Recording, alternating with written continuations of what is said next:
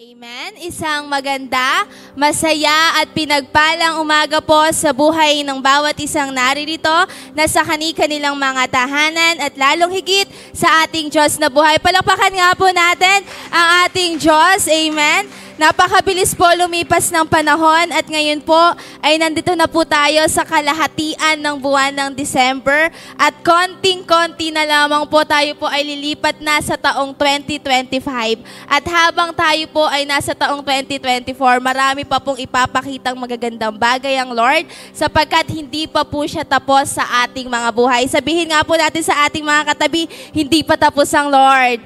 Amen. Marami pa po siyang sasaguting mga panalangin.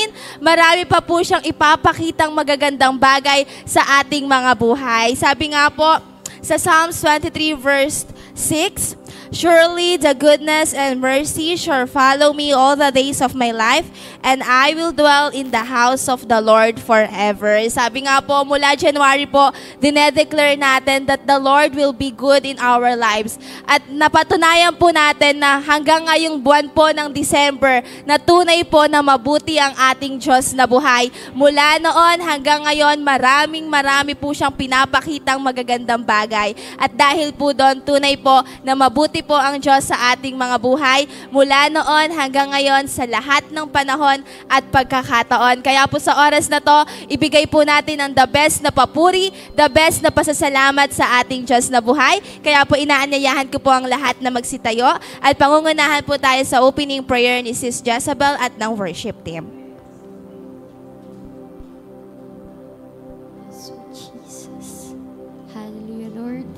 Sa oras na ito, Panginoon, inaanyayahan ka namin, Lord Diyos, na manahan sa aming mga puso. Hallelujah, Father. Kami nanunumbalik sa iyong presensya, Panginoon. Tunay nga, O Diyos, na sa iyong presensya may kapayapaan. Sa iyong presensya, Panginoon, may kagalakan. Kaya't patuloy ka namin pupurihin, Panginoon, sa umagang ito. Hallelujah, Lord.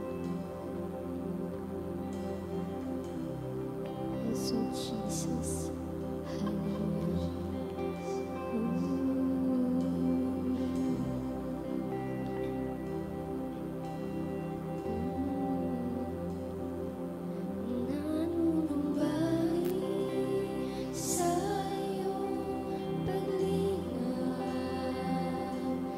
Dinadalangin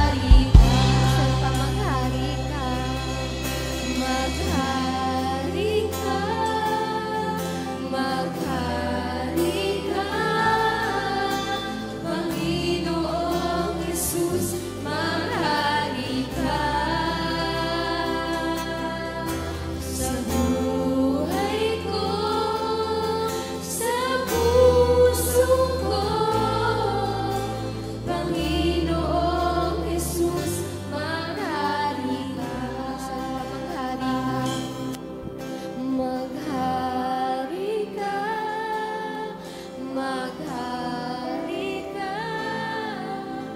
Panginoong Jesus, maghari ka.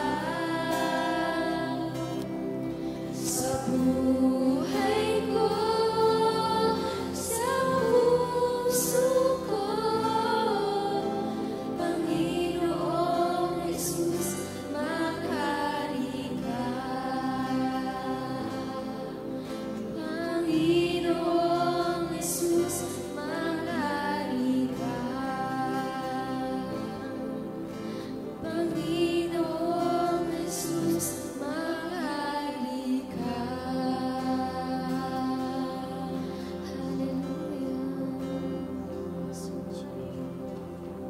Yes, hallelujah, hallelujah, Jesus. Sige po, patuloy po tayong lumagay sa diwa ng panalangin sa umagang ito. Hallelujah, hallelujah, Jesus. Salamat, Panginoon, sa umagang ito. Salamat, Father God, sa umagang napakagandang umagang pinagkaloob niyo po sa buhay ng bawat isa, O God.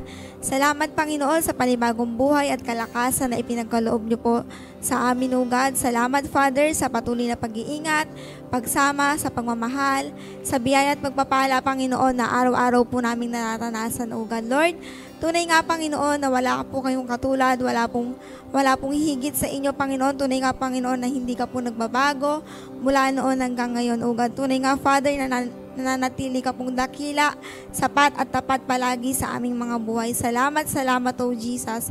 Hallelujah, hallelujah, Jesus. Lord, dalangin din po namin, Panginoon, sa umagang ito, Father.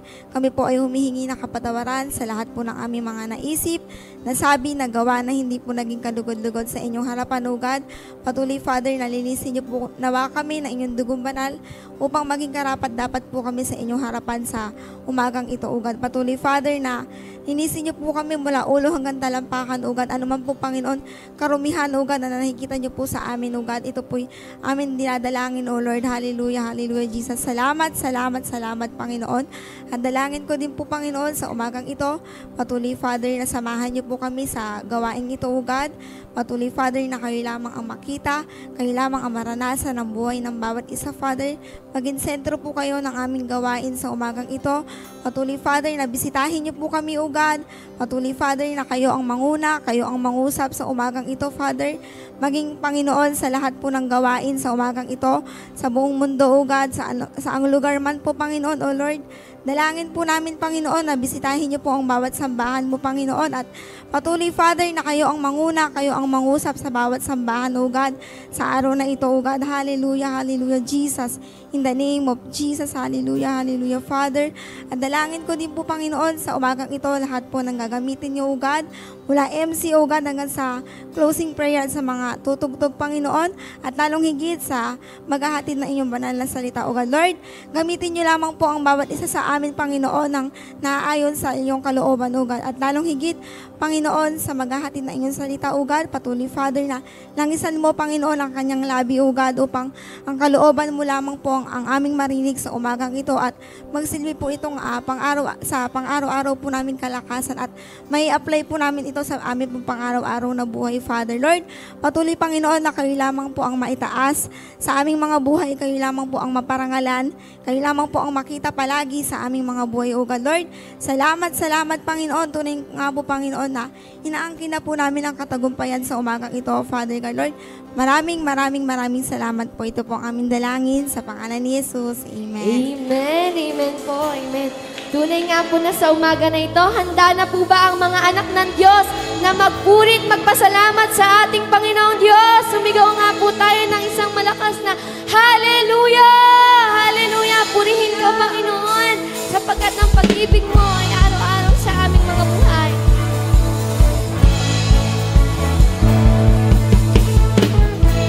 Hallelujah!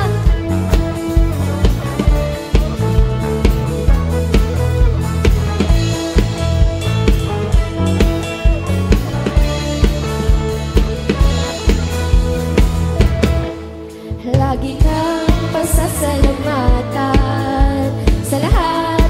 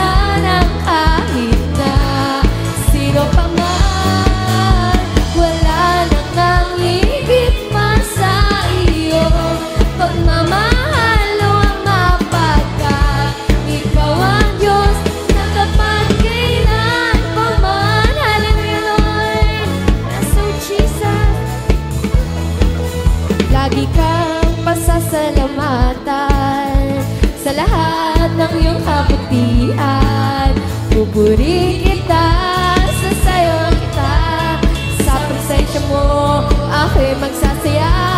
Sa puso ko'y wala nang iba, oh Diyos, pagkat lagi naming nararanasan, pagkat lagi kong nararanasan ang pag-ibig mong hindi kaya tumbasan ang kahit na sino pa man. Wala nang ang higit pa sa iyo, pagmamahal o mapagkat ikaw ang Diyos na tapat kailan pa man. Pagkat lagi kong nararanasan ang pag-ibig mong hindi kaya tumbasan ang kahit na sino pa man. Wala nang ang higit pa sa iyo, pagmamahal o mapagkat ikaw ang Diyos na tapat kailan pa man. Pagkat lagi kong nararanasan ang pag-ibig mong hindi kaya tumbasan ang kahit na sino pa man. Wala nang ang higit pa sa iyo, pagmamahal o mapagkat ikaw ang Diyos na tapat kailan pa man. Pagkat lagi kong nararanasan ang pag-ibig mong hindi kaya tumbasan ang kahit na sino pa man.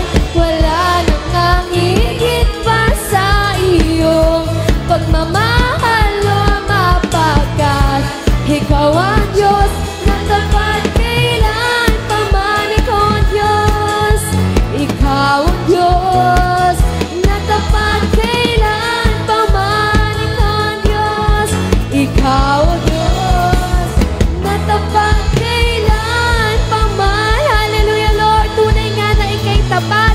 Ikaw ay sapat, Panginoon, sa aming mga buhay. Kaya't patuloy ka naming pupurihin sa oras na ito.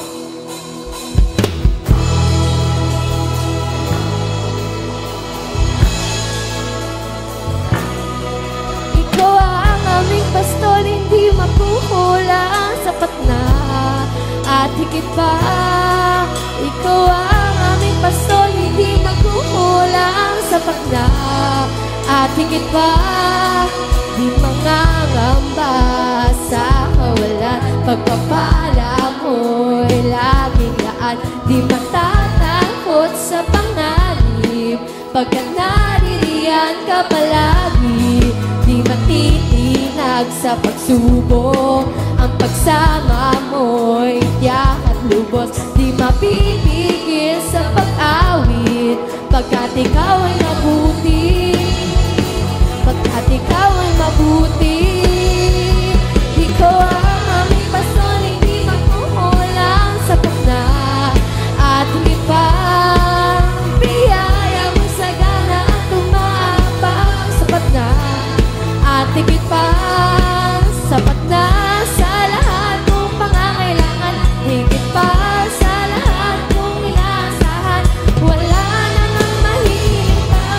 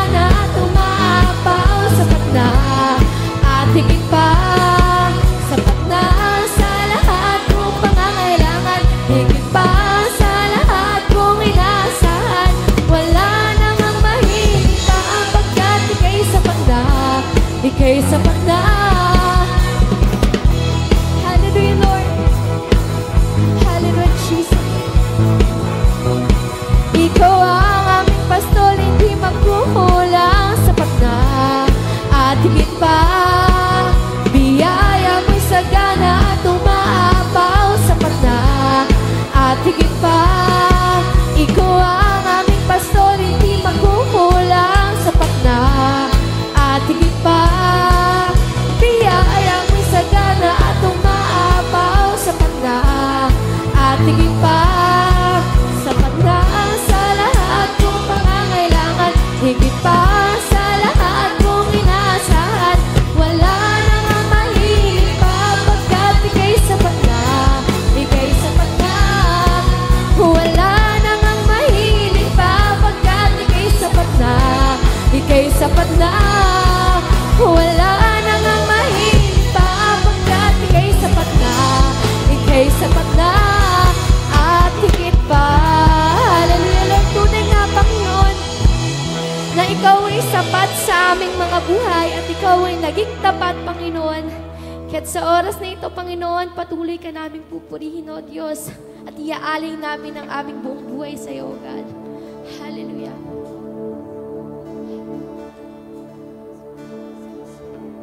Hallelujah, Lord. Sa oras na ito, Panginoon, manahan ka sa puso ng bawat isa.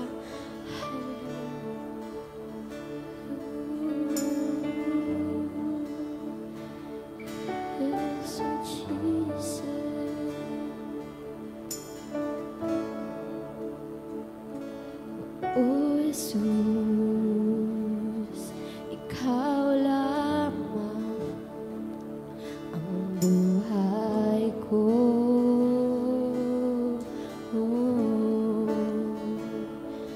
O Jesus, ikaw lamang ang buhay ko.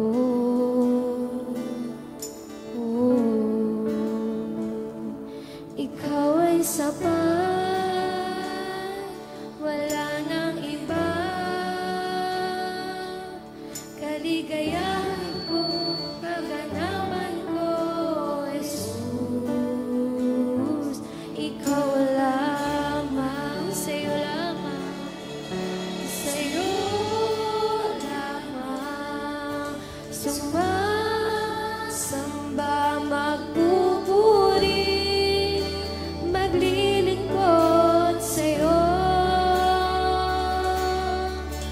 Ikaw ay tapat, sa'yo magtitiwala sa habang buhay.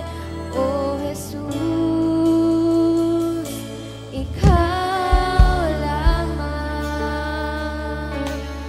Oh, ikaw lamang, Ama. O Jesus, ikaw lamang ang buhay ko.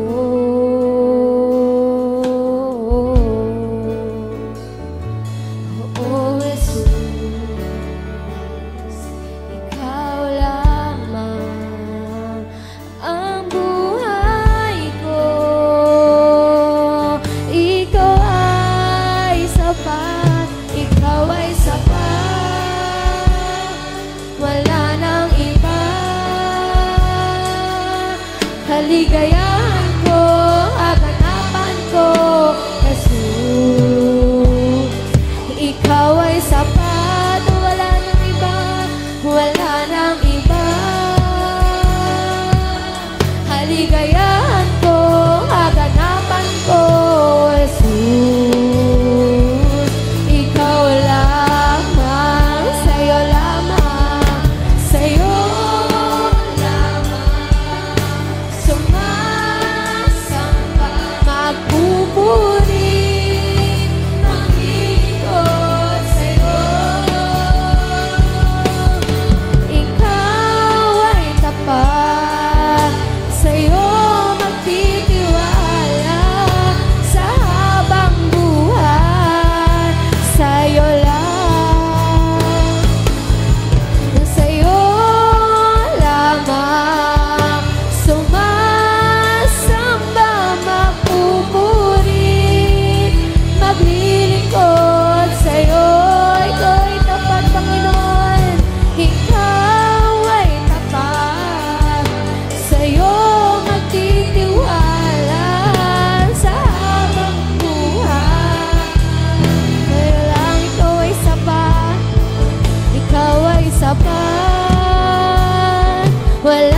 ng iba.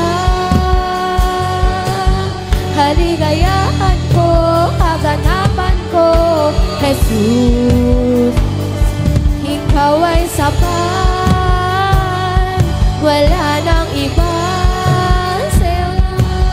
Kaligayahan ko, kaganapan ko, Jesus, ikaw ay sapat, Panginoon, ikaw ay sapat, wala nang iba. Kaligayahan ko, kaganapan ko, Jesus, ikaw ay sapat, wala nang iba. Kaligayahan ko, kaganapan ko, Jesus, ikaw lamang, sa'yo lamang, sa'yo lamang.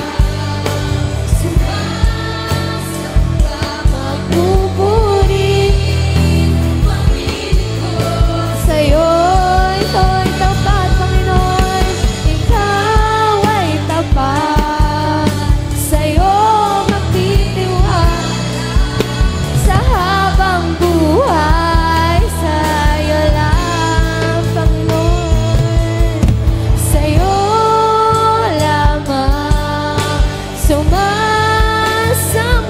magpupuri, maglilingkod, sa'yo'y ako'y tapat, ikaw ay tapat, sa'yo magtitiwala sa habang buhay, sa'yo lang, sa'yo lamang sumasamba,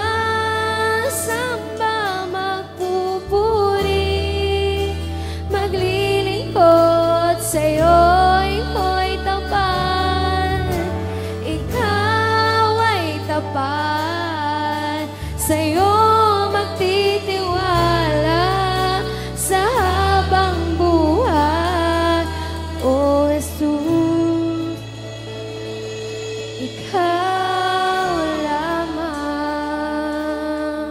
oh Jesus, ikaw lamang, Ama.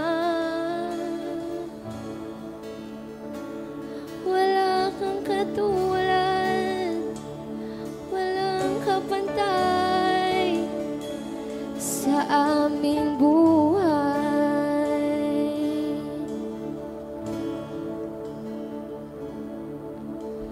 Wala kang katulad, walang gaya mo. Ikaw lang ang Diyos na sinasambang lubos. Sa paglipas ng panahon, ikaw pa rin hanggang ngayon at magpakailanman. Panginoon, walang katulad, wala kang katulad, walang gaya mo. Ikaw ang Diyos, ikaw lang ang Diyos na sinasambang lubos. Sa paglipas ng panahon, ikaw pa rin hanggang ngayon at magpakailanman. Panginoon, itataas, ihayag,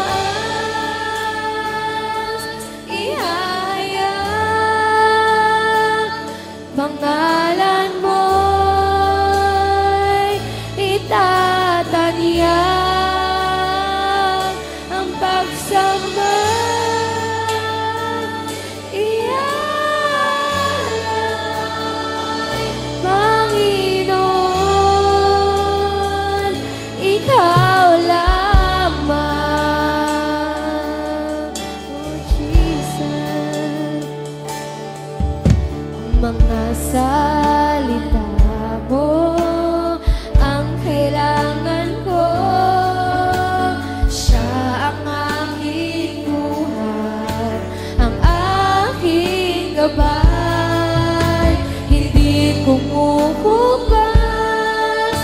hindi nagmamaliw. Isip ko ngayon binabago.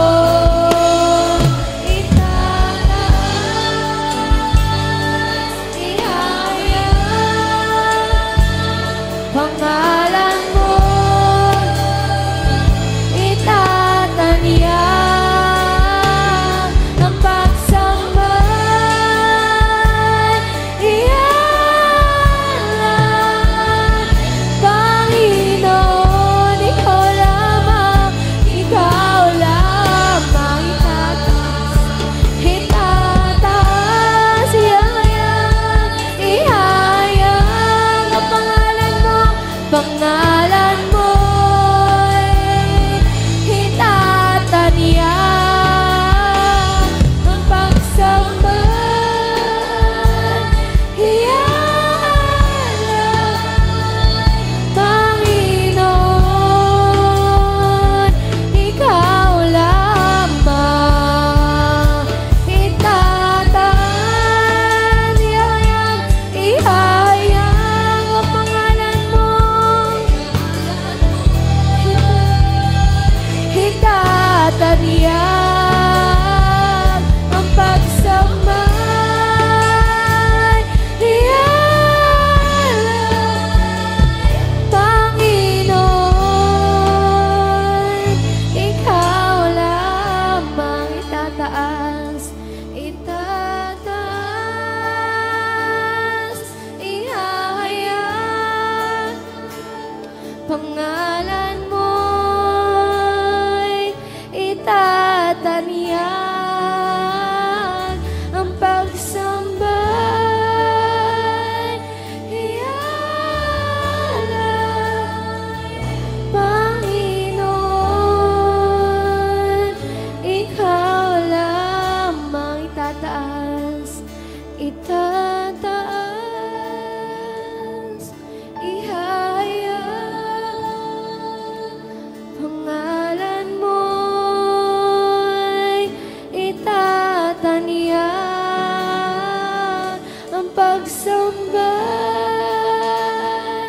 Iyalan, Panginoon, ikaw lamang, Panginoon, ikaw lamang, Panginoon, ikaw lamang. Hallelujah.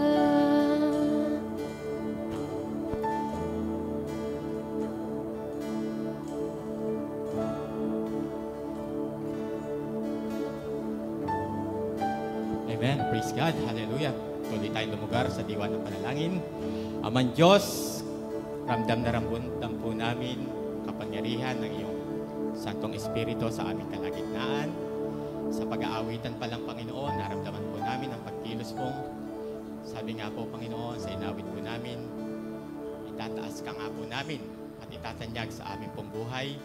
Dahil ngayong araw na ito, ng December 15, kami ay buhay, kami ay malakas. Mula January 1, Panginoon, hanggang sa araw ng December 15, iningatan mo nga po kami, pinagpala, yung protection mo ay laging nasa sa amin.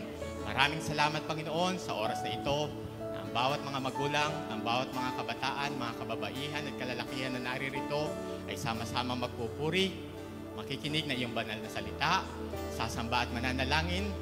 Lord, payapain mo nga po ang aming kalooban. Ano man po yung mga alalahanin po namin na iwan sa aming pansamantalang tahanan. Lord, ikaw nga po yung maggabay sa buhay po ng bawat isa. At naniniwala kami, Panginoon, na hindi kami lalabas ng gawain ito, na hindi mo sinagot ang aming pong mga panalangin. Maraming salamat din po sa lahat po ng mga nagdiriwang ng kanilang mga gawain, hindi lamang po sa Pilipinas hanggang sa buong mundo. Pagpalain mo nga po ito, O Diyos, at tinatanggap na po namin yung tagumpay ng aming pong mga gawain. Maraming salamat sa aking pong buhay. Ikaw lamang po yung maitaas. Ikaw lamang po yung maluwalhati. Lord, ang dalangin ko, tuloy na magamit mo lamang po ako sa iyo pong kaluwalhatian. Pagpalain mo kami, Panginoon. Sa iyo lamang po ang lahat ng papurit, pasasalamat at pagsamba. Sa tanging pangalan ng aming Panginoong Hesus. Amen.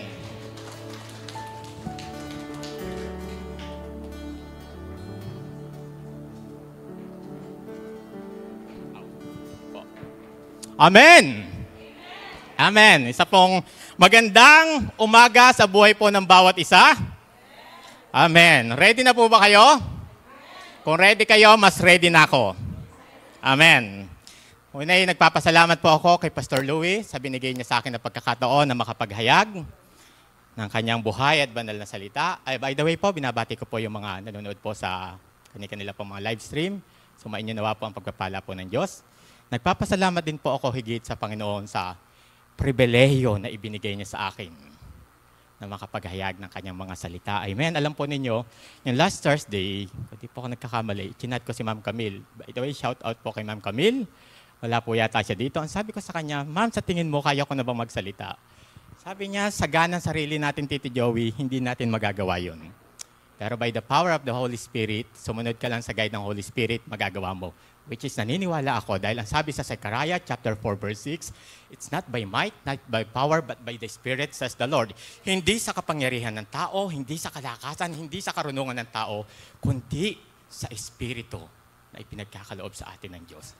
Kaya maraming salamat po sa ipinibigay niya sa akin na buhay at binibigay niya sa akin kalakasan. Amen, no? Kasi kung paghaharian ka lang ng karunungan mo, kung paghaharian ka lang ng kalakasan mo, maraming matatalino, maraming magagaling, pero hindi sila nagpapasakop sa kapangyarihan ng Santong Espiritu. Kaya sa buhay ninyo, kung sa tingin nyo, kinokonvict kayo, tinatawag kayo ng Diyos na magpagamit sa Kanya, huwag na kayong magpatumpik-tumpik pa. Dahil hindi niya kayo ipapatalo. Dahil ang sabi niya sa aklat ng Filipos, I can do all things through Christ Jesus who give me strength. Ang lahat ng bagay ay magagawa ko dahil ako ay pinapalakas ni Kristo Jesus. Amen? Merry Christmas po sa inyo pong lahat. O, hindi pa po tapos ang ating pong message, no? Amen. Merry Christmas din po sa lahat ng mga nanonood. Excited po ang bawat isa sa Pasko. Amen. Napakasaya ng Pasko at talaga namang Christmas is just around the corner. Ramdam na talaga. Ayaw magpapigil. Maraming mga tao ngayon, excited nang nagde-decorate ng kanilang mga bahay. Maraming mga tao, paunti-unti nang bumibili ng mga creme densada, ng pansalad at mga buko. I'm sure nakapareserve na kayo.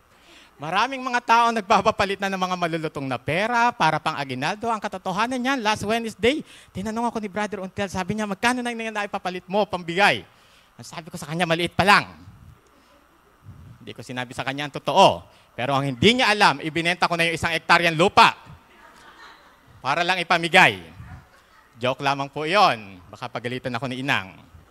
Amen. Baka hanapin sa akin ng titulo mamaya. Anyways po, napakaraming mga pinaghahandaan ng tao ngayong Pasko. At alam ko, excited po ang buhay po ng bawat isa sa Pasko. Amen? Excited tayong lahat kasi Pasko yan eh. Yan yung nagbibigay sa atin ng inspirasyon, ng diwa, ng kagalakan sa puso natin. Sa lahat ng mga okasyon, yung Pasko, yung parang napakasaya dahil naniniwala tayo na ipinanganak ang ating Jesus. Amen? At saka alam po ninyo, ang tatandaan po ninyo, kapag may makakasalubong kayo sa labas ng mga tao, halimbawa may mangungutang sa inyo, sabihin nyo sa kanya, Merry Christmas! Pag may dumaing sa inyo na may sakit, ang sabihin nyo, Merry Christmas! Pag may nagsabi sa inyo na malungkot ako ngayon, sabihin nyo, Merry Christmas. Dahil yung Merry Christmas na yan, yan yung kasagutan sa kanilang kasakitan, yung kasagutan sa kanilang kalungkutan, yung kasagutan sa kanilang pangailangan. Dahil ang Diyos ay buhay na ibinigay niya sa atin ng Pasko at ang ibig sabihin ng Pasko ay ang pagkapanganak ng ating Panginoong Hesukristo. Amen? So lagi niyang sasabihin yun. At saka ang totoo, sa totoo lang ha, napakaraming mga okasyon ngayon. Napakasaya talaga namang mamaya. Palakpakan po natin mga senior citizen. Palakpakan po natin ng Diyos sa kanila pong buhay. Magdiriwang sila ng kanilang Christmas party. Napakarami nagdiwang ng mga dedication, kasal, kung ano-ano pa, mga birthdays. Kalma lang po kayo ha. Kalma lang po kayo. Sa pagkain, hinay-hinay. Maintenance. At kung minsan, sa totoo lang, kung pwede lang i-request ko sa mga taong magpapaokasyon, ay hihanda nyo na lang mga nilagang gulay. Pwede po ba yon? Kasi sa totoo lang, mas masarap magdiwang ng Pasko na nasa bahay kayo, wala kayo sa ospital. Tandaan din po ninyo, hindi lamang po lobo ang pumuputok. Pag naparami kayo ng kain, alam niyo na po yung kung ano pa yung pumuputok. Kaya dahan-dahan lang po. Kung dati kumakain kayo ng isang buong lechon, kalahati lang. Kung dati nilululo nyo ang 100 piraso ng Shanghai, 50 lang. Kung dati kumakain kayo ng 10 lyanerang leche plan, 1 na lang. Hindi yung napakahirap. Akala nyo ba pag kumain kayo ng napakarami, pag pinatulan nyo lahat ng okasyon na yan, baka putukan kayo ng ugat sa ulo, tubuhan kayo at nasa ICU kayo. Hindi masarap yun. Mas masarap pa rin nagdiriwang ng Pasko sa bahay. Amen? Pero hindi po yan yung ating pong mensahe sa umaga pong ito. Kasabihin niyo po, tapos na po ako ha. Nag-uumpisa pa lang po tayo. Amen? Amen. So ang ating pong pag-aaralan po ngayong umagang ito ay pinangmagatang kong God is good all the time. And all the time, God is good. Tama ba yon? Hindi pwedeng sabihin na God is bad all the time and all the time, God is bad. Hindi ganon. Kaya ka nandito, naniniwala ka na God is good all the time. Amen? Kaya tayo nandito lahat, God is good all the time. Imagine, January 1 hanggang December 15 ngayong araw, napakarami ng ginawa sa atin ng Diyos na kabutihan. Amen? Napakarami mga bagyo. Lagi ko ang sinasabi, dumating si Kumaring Karina, dumating si Paring Pepito, dumating si Paring Enteng, hindi tayo natigatig sa mga bagyo. Walang nalagasan ng buhay, walang nalagasan na bahay, walang nalagasan na hanap buhay. Maraming mga nagkasakit, pero tignan nyo naman, napakalalakas pa rin talaga nila. Hindi ba God is good naman talaga? Maraming mga nasaktan, maraming mga sugat ng puso, bunga ng sumakabilang bahay, sumakabilang buhay, ang mga mahal nila sa buhay. Pero tignan nyo, hindi sila mukhang stress. Pinapaganda at pinapapogi sila ng Panginoon. Dahil God is good sa kanilang buhay. Napakaraming binigay na hanap buhay sa lugar ng Pangklara. Nagulat tayo, ang Pangklara ay may Villa Pangklara na. Wala naman dati.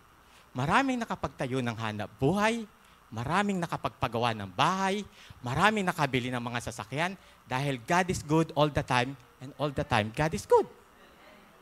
Maraming mga estudyante rito na nagsipag-graduate at take note hindi lang sila gumraduate, cum laude pa at mga Dean's Lister. Dahil God is good all the time and all the time God is good. Kaya paano mo hindi pupurihin ng Diyos sa buhay natin? Talagang siya naman talaga ang nagpapatunay na siya ay mabuti sa lahat ng panahon. Amen? Kaya iyan po ang napili kong ating pong pag-aaralan ngayong umaga pong ito at ang ating pong teksto ay nasa aklat po ng Awit, chapter 23, verse 6. Kabutihat pag-ibig mo sa akin hindi magkukulang. Siyang makakasama ko habang ako ay nabubuhay. Magpakailanman sa bahay ni Yahweh ay mananahan. Amen. By the way po, sa pagpapatuloy ko po ng sinabi kong God is good all the time, alam po ninyo, sa edad po natin na to, kahit po yung mga kabataan ngayon, kahit sa mga nasa age ng mga 40 kayo, nasa katanghalian tapat kayo ng buhay po ninyo, kahit kayo po mga senior, walang pwedeng magsabi sa inyo na hindi mabuti ang Diyos. Alam po ninyo, dahil naniniwala ako na totoo ang sinabi ni Haring David sa aklat po ng Awit, na simula sa aking pagkabata ay walang nabalita na sa taong tapat ang Diyos ay nagpabaya o ang kanyang anak ay naging hampas lupa. Meron ba? Wala. Nakita nyo, dumaan nga yung 11 months may pumayat ba sa inyo? Nagtabaan pa nga kayo Patunay yan na hindi kayo pinababayaan ng Diyos at napakarami nyong kinakain. At marami kayong pambili. Amen? So anyways, babalik po tayo sa ating pong topic na ang sabi po doon sa aklat po na Awit, ang kabutihan at pag-ibig ng Diyos. Alam po ninyo, napakarami pong ginagawang pag-ibig sa atin ng Diyos at mga kabutihan. At alam din po ninyo na talaga namang walang hanggan yung pag-ibig ng Diyos habang tayo ay nabubuhay. Actually, kahit umabot nga tayo sa kabilang buhay, yung pag-ibig po ng Diyos ay hindi napuputol. At meron po tayong pag-aaralan po ngayon 3 bagay sa umaga pong ito. By the way po, nagpaluto po ako kay Jaminda ng tanghalian at hapunan dahil mamaya pa po tayong alas 7 matatapos. Okay lang po ba kayo doon? Basta po may pagkain. Dire-diretso lang. Amen? So hindi po, mabilis lang po natin tatapusin ito at saka sabi ko nga po, bibigyan ko lamang po kayo ng 3 puntos kung saan nagpapatunay yung kabutihan po ng Diyos. Ang number 1 po natin na pag-aaralan, how did God show His goodness to us? Amen? Number 1 po, He gave His Son Jesus to us. John 3:16, sapagkat gayon na lamang ang pag-ibig ng Diyos sa sanlibutan, ibinigay niya ang kanyang bugtong na anak upang ang sino man sa kanya'y sumampalataya ay huwag mapahamak kundi magkaroon ng buhay na walang hanggan. The moment na binigay pa lamang yung Diyos sa atin, hindi natin siya hiningi kusang ibinigay. Kaya sa Pasko, hindi uso ang hingian. Bawal ang hingian. Kasi kung hiningi nyo sana ang Diyos, okay lang sana maghingi ang kayo. Kaso ayan na nakasulat, ibinigay niya ang kanyang bugtong na anak. Walang hingian, walang tutukan ng baril. Walang bantaan. Bigayan lang. Kung may pambigay kayo, magbigay kayo. Pero hindi ko kami pupwersahin na hingian. Amen? Amen. So, ibig sabihin, ganun na lamang yung pag-ibig ng Diyos sa ating pong mga buhay. Talaga namang, ang totoo niyan, tayo lahat, yung hindi pa sinusugo ang Panginoon, lahat tayo nagmamarcha sa kamatayan sa impyerno. Amen? Nagmamarcha tayo sa impyerno. Kumbaga sa gumagraduate na estudyante, dyan, dyan, dyan, dyan, dyan, dyan, dyan, dyan, dyan. Kung ang mga estudyante umaakyat sa stage, tayo naman nagmamarcha pa ilalim sa impyerno. Dyan, dyan, dyan, dyan, dyan, dyan. Nasa lubong na tayo ng kaaway doon. Pero dahil sa kabutihan ng Diyos at sa yaman ng kanyang pag-ibig, ang dami-dami niyang ibinigay sa atin ng mga katuruan. Dahil hindi ba kung tutuusin, lahat naman tayo ay mga makasalanan? Sa Romans chapter 6 verse 23, ang sabi nga, lahat ng tao ay nagkasala At wala nakaabot sa panuntunan ng Diyos, pero dahil sa kabutihan ng kanyang pag-ibig, nahayag sa atin ng kaligtasan. Nahayag sa atin ng kaligtasan.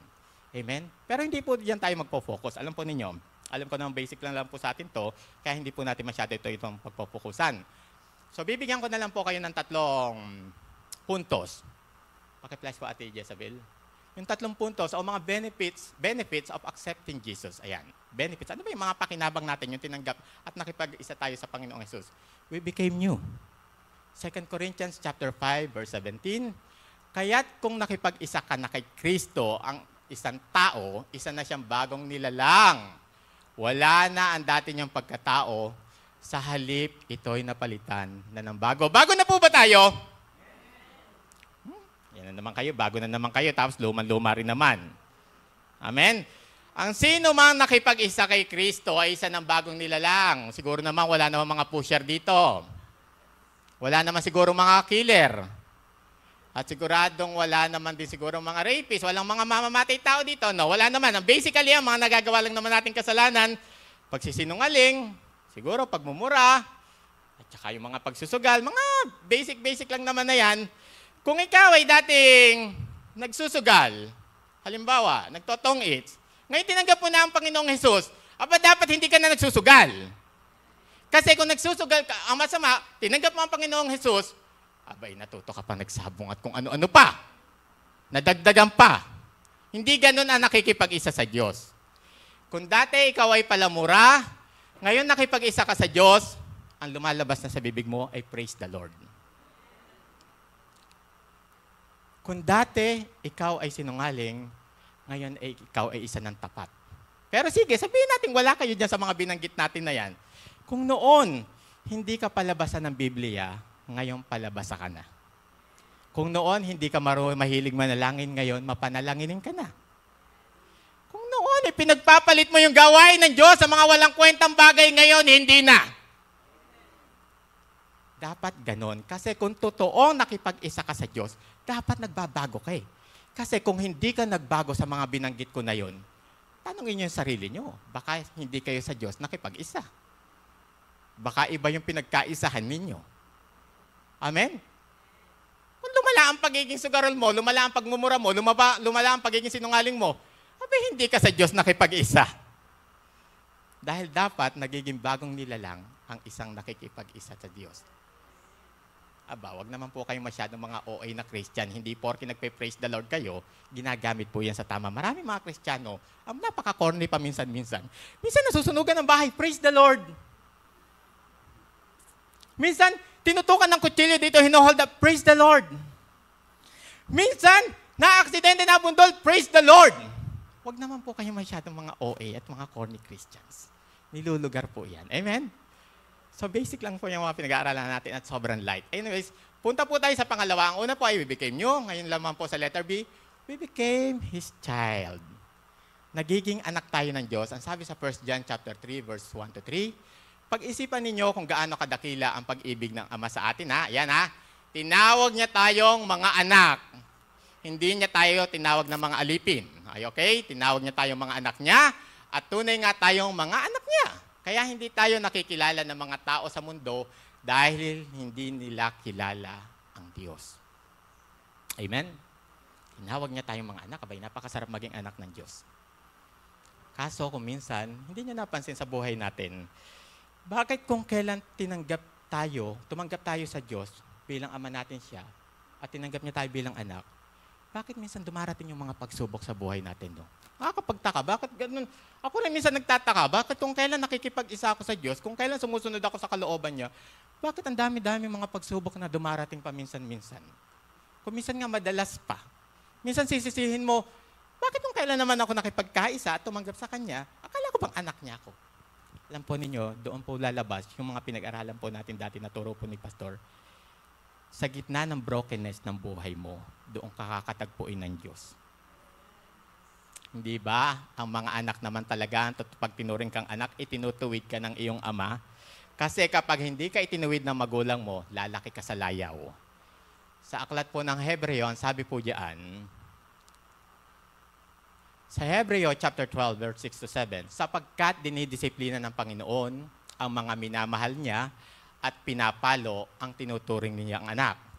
Tiisin ninyo ang lahat ng hirap tulad sa pagtutuwid ng isang ama dahil ito'y nagpapakilalang kayo'y tinanggap ng Diyos bilang tunay niyang mga anak.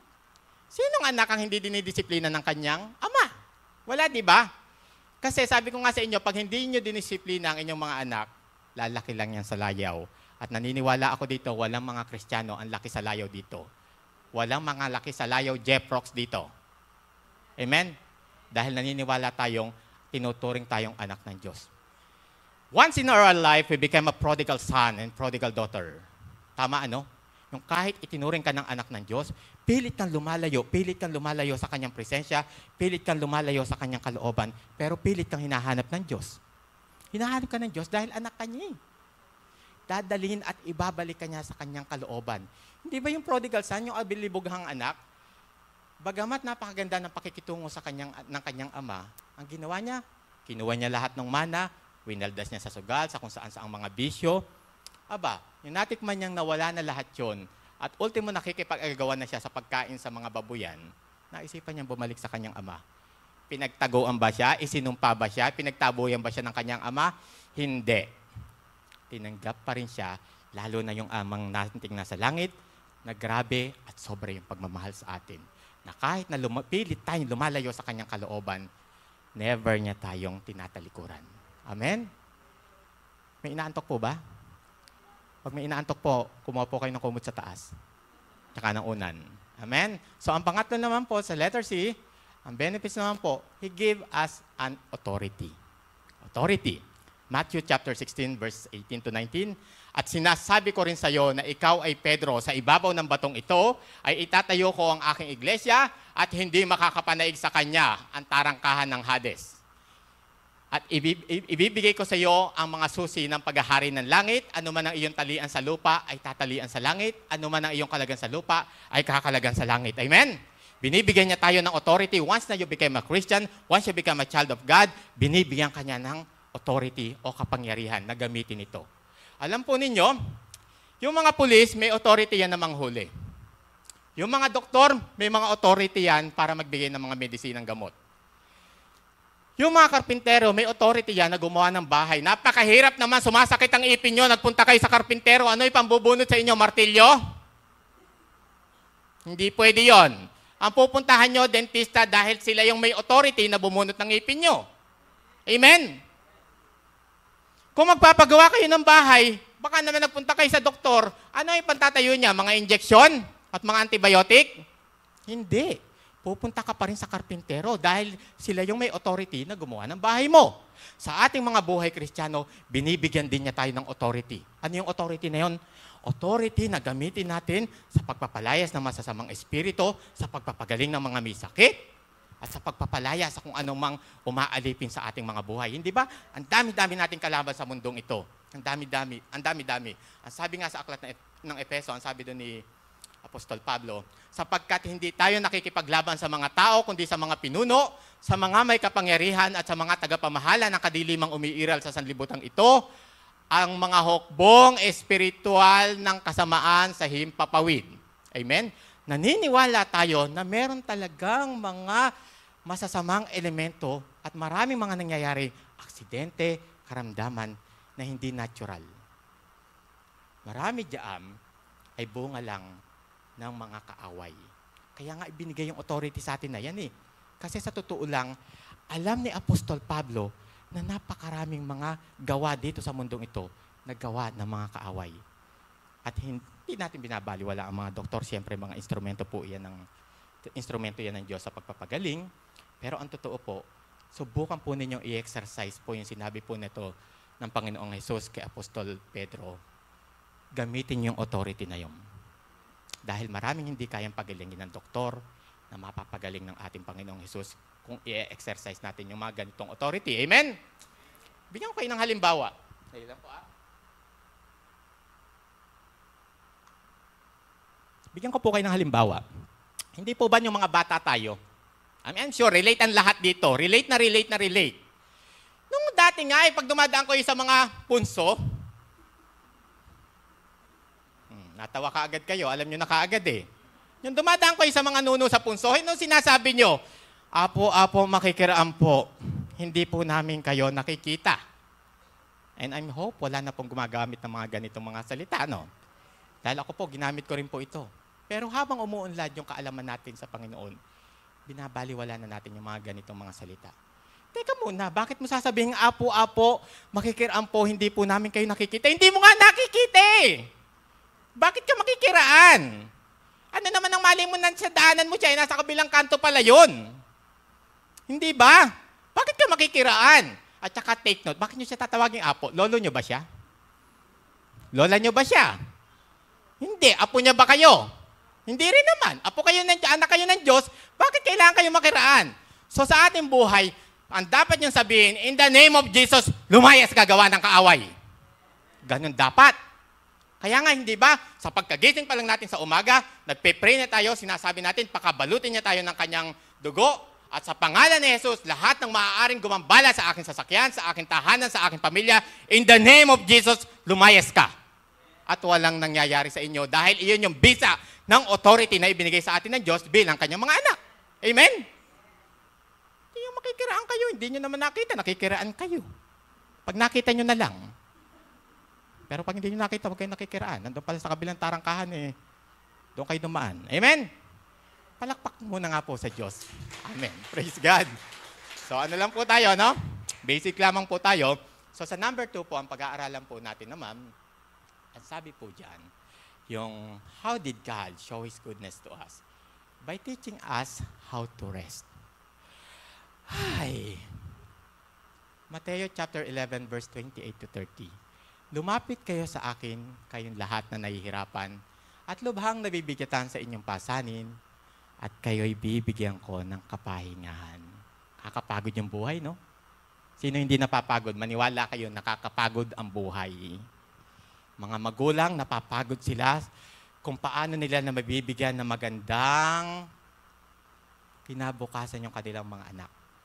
Napapagod yung mga tatay, napapagod yung mga nanay, sa kakakayod kung paano nila mabibigyan ng magandang buhay ang kanilang mga anak. Anyway, saludo po ako sa mga solo parents, mga nanay o mga tatay man kung solo parents kayo, dahil hindi kayo pababayaan ng Diyos. Kahit mag-isa lang kayo. Nandiyan ang Diyos, Ama, na handang umalalay sa inyo.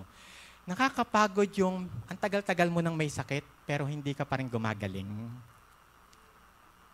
Pray ka ng pray, parang walang nangyayari. Kakapagod yun. Sa buhay ko, I'm at the age of 44, nakakapagod maging single. Na hindi ko alam kung saan papunta ang buhay ko.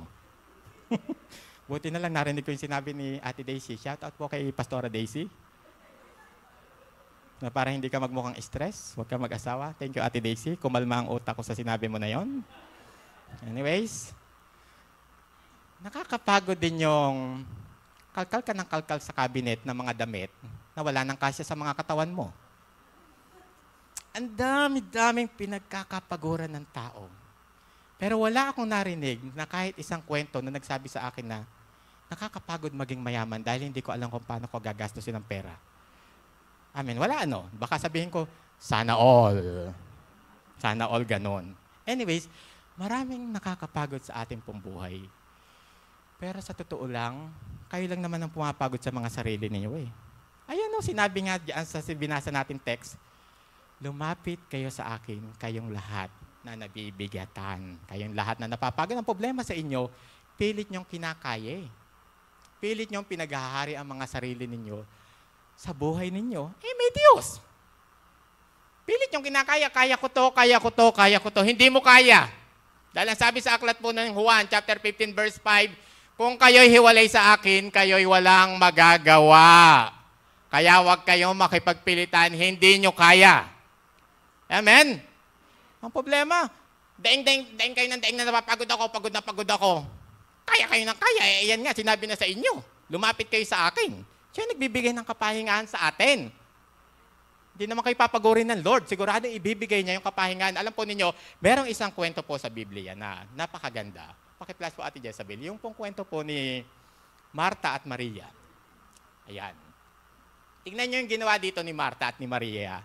At kayo ang bumalanse kung sino ang mas maganda ang ginawa. Ang sabi niya dito sa aklat po ng Lucas, chapter 10, verse 38 to 42, nangyari nang sila ay nagpatuloy, sila ay pumasok sa isang nayon, isang babaeng nagngangalang Marta ang tumanggap sa kanya, sa kanyang bahay. Siya ay may kapatid na babaeng tinawag na Maria na umupo sa paanan ni Jesus. Sa pag-upo ni Maria, siya ay nakinig sa salita ni Jesus. Si Marta naman ay abalang-abala sa maraming paglilingkod. Lumapit siya kay Jesus at sinabing, Panginoon, hindi ka ba... sandali lang po.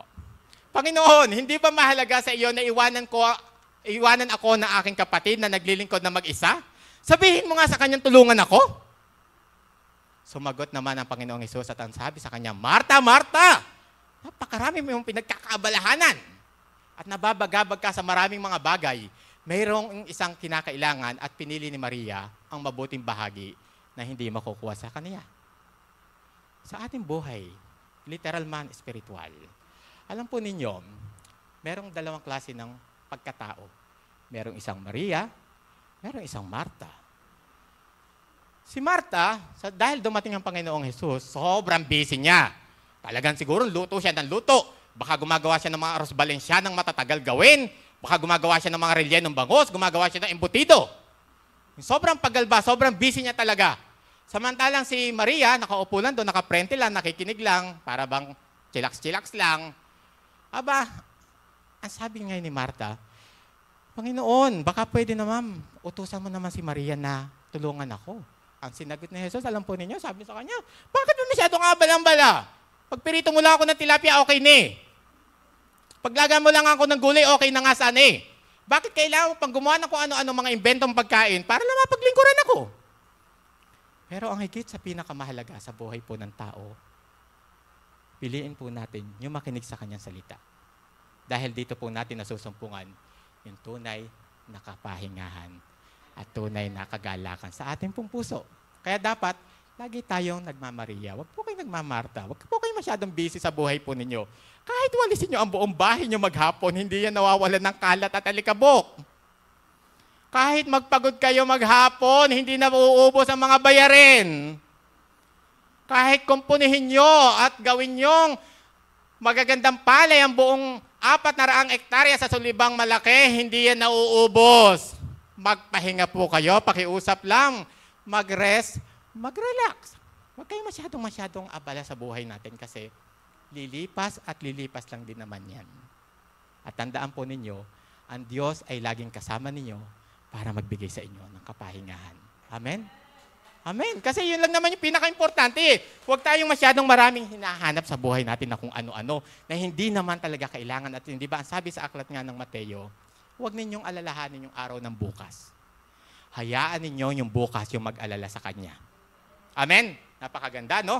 Pero ang totoo, may dalawang paliwanag sa verse na ito na hindi nami-misinterpret ng maraming mga Kristiyano. Unang kapaliwanagan, yung sinabi sa aklat nga na yon na huwag ninyong alalahanin yung araw ng bukas, hayaan yung ang bukas ang mag-alala sa Kanya. Ang ibang mga tao, ang iniisip, masyado silang maintindihin. Yung iba, mag-asawa ka kasi pag hindi ka nag-asawa, walang mag-aalaga sa iyo pagtanda mo.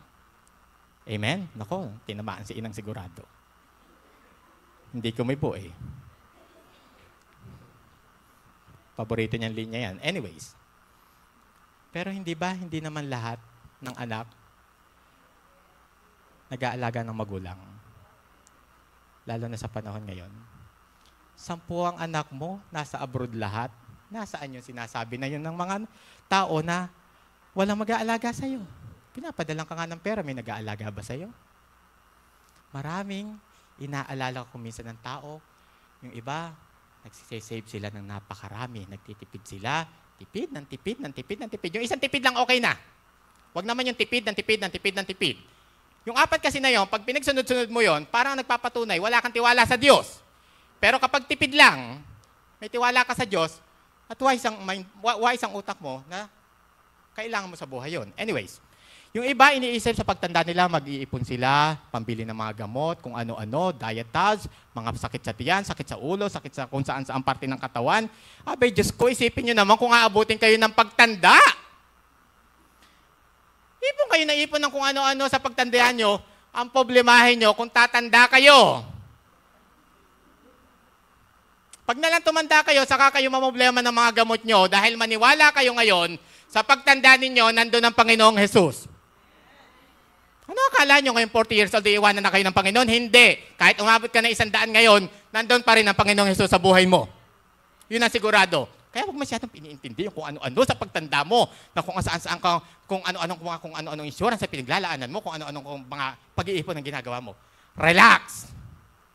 Relax lang tayo. Ang pangalawang paliwanag naman po doon, alam po ninyo, hindi naman porke sinabing wag hayaan nyo ang bukas ang mag-alala sa Kanya. Magwawaldas na kayo. Kalma lang. Okay? Kumalma nga kayo. Hindi yung pag sinabi, akala nyo sinabi doon na hayaan nyo ang bukas ang mag-alala, lulustayin nyo ang pera ngayon dahil bukas hindi mo naman hawak. Kung pinanganak ka na may balat ang likod mo at sinabi sa araw na ito ay mamatay ka, okay lang. Hindi. Hindi mo nga alam ang bukas eh. Kaya huwag kayong magwawaldas. Sige ba sinasabi, hindi naman natin yung madadala sa langit. Totoo naman yun, hindi nyo naman madadala sa langit ang pera. Ang masama, nagkautang kayo, madadala nyo ba sa langit ang utang? Kung hindi nyo madadala ang pera sa langit, please lang, dali nyo naman ang utang nyo sa langit. Para hindi mamoblema yung mga iiwanan ninyo.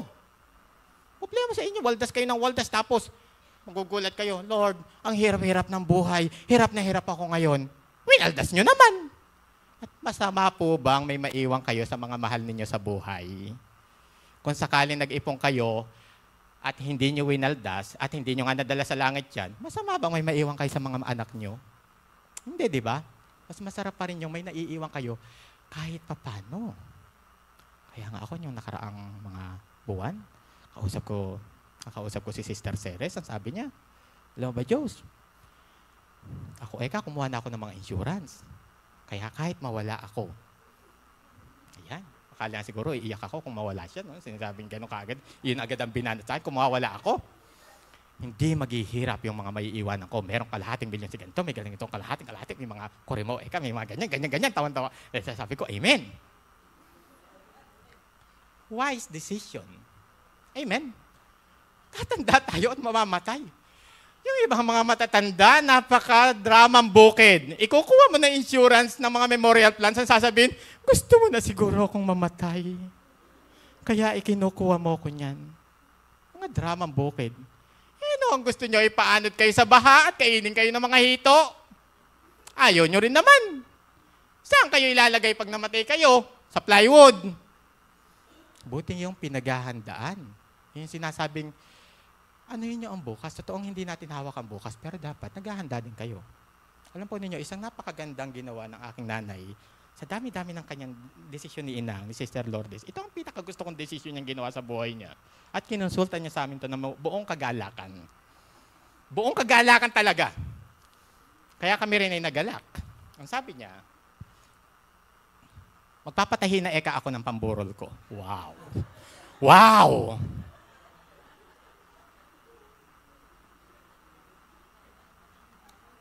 Tatawa po muna kayo, no? Hindi ko po muna itutuloy. Nagpatahi na eka ako ng burol. Ilan ba ilan? Dalawa? Isa? Isa yata. Okay, isa. Ang ganda. Ang ganda nandun. Sa cabinet. Masaya ako kasi tama naman. Napakahirap sa isang matanda na namatay na hindi alam ng kung ano isusuot sa'yo. Baka kasi namatay ka, inilagay ka sa kabaong, pagdaan ng mga dumadalo sa'yo, nakabihis ka ng pandarna. Dahil walang naisuot sa'yo. Tapos sisilipin pa yung kamay mo, bakit may puting bato? Bato ni Ding yan. O kaya ni Wonder Woman. Alam po ninyo, napakagandang pinaghahandaan po ang bukas. Hindi natin alam yung mangyayari bukas, pero mas maganda, may kasama yung paghahanda. Huwag kayo masyadong matampuhin kapag may mga ganung mga bagay na naririnig. Akala siguro ni Inang, iiyak kami. Ay, Inang, ba't mo sinabi? Ba't nagpagawa ka ng damit? Walang ganun ang nangyari. Wow, nakakatawa naman, Inang, ha? Nagpagawa ka ng damit, ha? Papaigsian na lang natin yan pag pumayat ka. Papatahin na lang natin yan pag i-adjust na lang natin yan, ganyan-ganyan. Andun, ganda. Ewan ko lang kung kailan maisusuot. Tagal pa siguro. Amen. In Jesus' name. Oo, makakabutin pa sa centenary yan. Bulok na yung damit. Magpagawa na naman kami sa 99. Amen! So palakpakan nga po natin ng Diyos sa umaga pong ito. Alam po ninyo, kalma lang po tayo. Tinuturuan po tayo ng Diyos. Isa yan sa napakagandang regalo at pagpapatunay na mabuti ang Diyos, pinagpapahinga niya tayo bilang kanyang mga anak. Dahil alam niyang habang nabubuhay tayo sa mundo na to, napakaraming mga kaabalahanan, napakaraming mga pagod. Aba, magpahinga kayo. Kung ang Panginoon nga nyo, nilikha niya ang mundo, 6 na araw niya nilikha sa ikapitong araw na mahinga. Gaano pa naman kayo? Huwag naman yung ikapitong araw, maghahanap buhay pa kayo at pupunta sa kung saan-saan. Binigay na sa inyo yung 6 na araw eh. Yung isang araw ba naman ayaw niyo pang ibigay na pagpupuri at pagpapasalamat sa Diyos? Ibigay niyo na, kaya salamat po sa buhay po ng bawat isang naririto na pinili nilang ipakipaglaban. Yung araw ng linggo ay para sa Diyos. Dahil tiyak na bibigyan kayo ng kapahingahan ng Diyos sa umagang ito. Amen? Amen. So ang pangatlo po natin pag-aaralan po, dito po tayo magtatapos. Ang sabi po sa pangatlo po natin, by making our life abundantly. John 10:10, dumarating ang magnanakaw para lamang magnakaw, pumatay at manira. Naparito ako upang ang mga tupa ay magkaroon ng buhay na isang buhay na masagana at ganap. Yun mo, no? Kung ang dyablo ay naparito para pumatay, mangwasak at manira, ang Panginoong Hesus naparito para bumuhay, bumuo at bigyan ka ng isang buhay na ganap at kasaya-siya. Kayo wag niyong masyadong nami-misinterpret nung sinasabing masaganang buhay na ito. Baka akala ninyo, ang buhay na masagana, yung may 100 sasakyan, 100 bahay, 100 milyon, ha? Hindi yan ang sinasabing masagana, which is hindi yan masama. Hindi masama magkapera, kailangan natin yan sa buhay. Pero huwag kayong mag-focus masyado sa sinasabing masagana na yan. Baka akala nyo, iyan ang sinasabi niya. Ang sinasabing masagana ay yung buhay na payapa. Yung buhay na may kakontentuhan ka. Ay nako, napakaraming mga tao walang kakontentuhan sa buhay. May ganito ng bagay, hindi pa rin masaya. Binigyan na isang ganito, hindi pa rin masaya. Paano kayo sasaya? Hinahanap nyo yung wala. Yung nandyan, ayaw nyong i-appreciate. Paano naman kayo sasaya pag ganun? Sa totoo lang, alam po ninyo, kaya kung minsan, ang mga tao talaga, yung sinasabing kakontentuhan, yan yung nawawala sa buhay natin. May bisikleta kayo, magpasalamat kayo, may bisikleta kayo, sasabihin, bisikleta lang, wala bang 4 wheels? Yung iba sasabihin, wala akong 1 milyon sa bangko, pero may 1,000 kayo. Hindi ba kasarap ng ganon? Yung iba sasabihin, wala akong bahay na maganda at mamahalin. Hindi ba importante may bahay kayo? Yung iba nga walang bahay eh. Yung iba nga walang laman ng ganito eh. Naalala ko nga isang kwento na isang bata, pumunta sa SM, pumunta sa bilihan ng sapatos. Iyak siya na iyak. Naglulupasay siya sa nanay niya. Sabi niya, Ma, bili mo ako ng sapatos. Ayaw siya ibili ng nanay niya. Ayaw siya ibili. Iyak siya na iyak hanggang nakakita siya ng isang nanay na may kasama rin bata na wala naman paa. Doon tumahimik yung bata. Kasi siya, ang problema niya lang, sapatos. Yung isa, ang problema niya, paa. Kayo, gaano karami sa buhay ninyo ang ibinigay na sa inyo ng Diyos na hindi nyo pa rin talaga na-appreciate? Hanap kayo ng hanap, ng hanap, ng hanap. Walang katapusang paghahanap ng tunay na kagalakan. Ang problema nyo lang naman, kakontentuhan. Makontento tayo kung ano yung binibigay. Hindi naman ibig sabihin na hindi ka na magsusumikap, hindi ka na magtatrabaho. Hindi, yun ang sinasabi ng Diyos. Ang sabi niya, habang nasa proseso ka ng pag-angat sa iyo ng Diyos, ine-enjoy mo dapat kung nasaan ka ngayon. Amen? Sa aklat ng Pilipos, ang sabi doon ni Apostol Pablo, hindi ko sinasabi ito dahil sa ako'y pinaghahanapan ko ng tulong.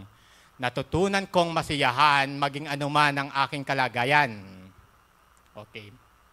Matutunan ko kung ano man ang kalagayan, kahit nasaan siya ng kalagayan, kahit nagugutom si Apostol Pablo, kahit nasa gitna siya ng kabusugan, marunong niyang i-appreciate yung kalagayan niya. Kayo ba pag halimbawa kinulang kayo ng ganito, hindi niyo nabili yung ganito, nalulungkot-lungkutan na tayo, di ba? Kasi mga tao lang naman din tayo. Pero ang totoo, kontento tayo.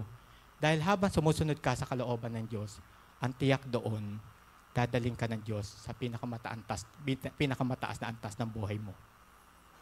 Habang sumusunod ka sa kanyang kalooban, habang ginagawa mo ang pinapagawa niya sa iyo, one day, dadaling ka niya sa posisyon, sa pwesto na gusto mo.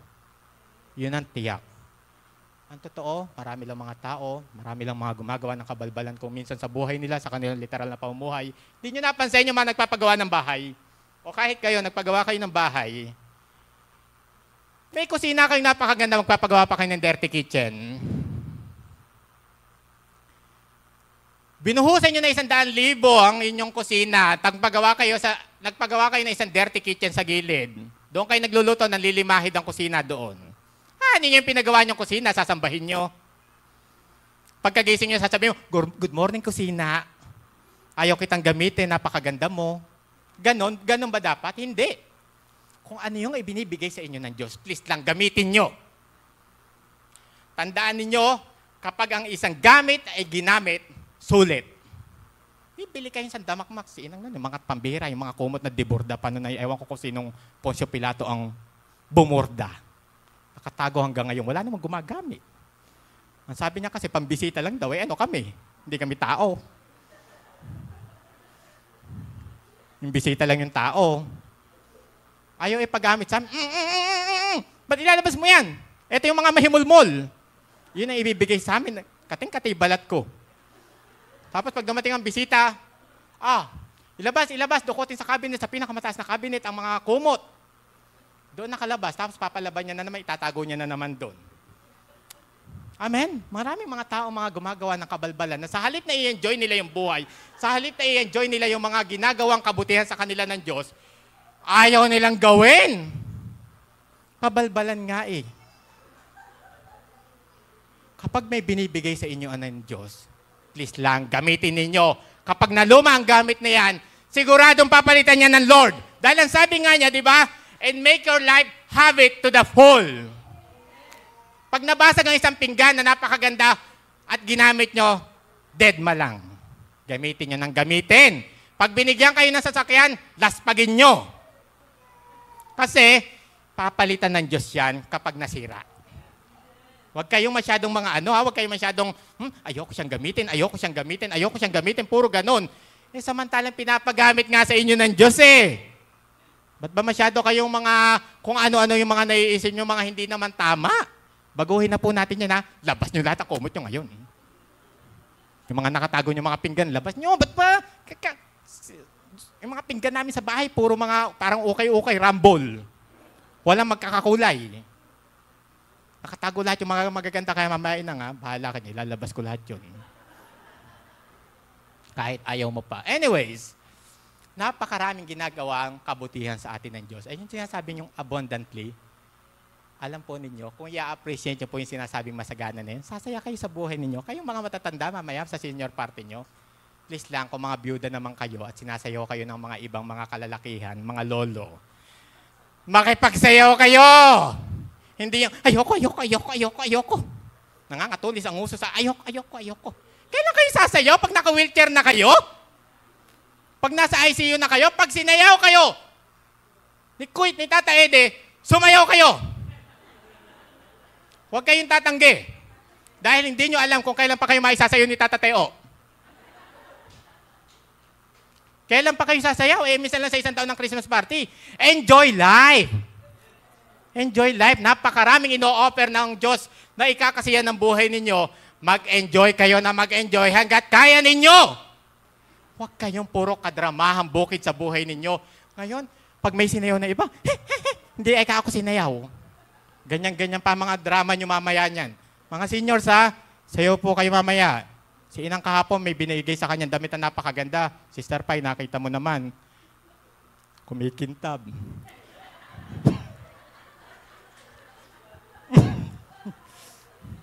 Kung merong 18K, may 21K, may 22K, may 24K, yung isusuot ni Inang, 90K. Sa sobrang kinang. Sabi niya, hindi ko isusuot to kasi masyadong mag-arbo. Kaya mo isusuot na naman ba yan? Pag nagtanim ka ng palay, pag pumuntas ka ng sili, nakaganyan ka pa. Isuot mo yan bukas, isuot mo yan.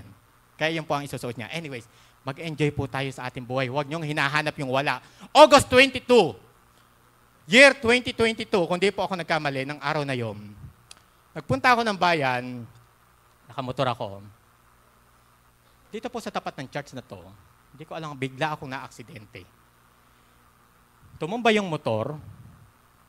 Akala ko, nakabangon din ako kaagad. Akala ko, okay naman ako. Wala akong naramdaman sakit. Till na nakauwi ako sa bahay, biglang may kumirot sa ganito ko. Kumirot sa ganito, sa braso ko. Tinawag ko si Kuya Alex, pinahilot ko. Ginaganyan niya, sobrang sakit. Hanggang kinabukasan, nagpa-x-ray ako. Dahil ayaw mawala ng sakit. Nagulat na lang ako, basag pala yung buto ko dito. Isang buwan akong nadidepress ako. Natikman nyo na na-depress.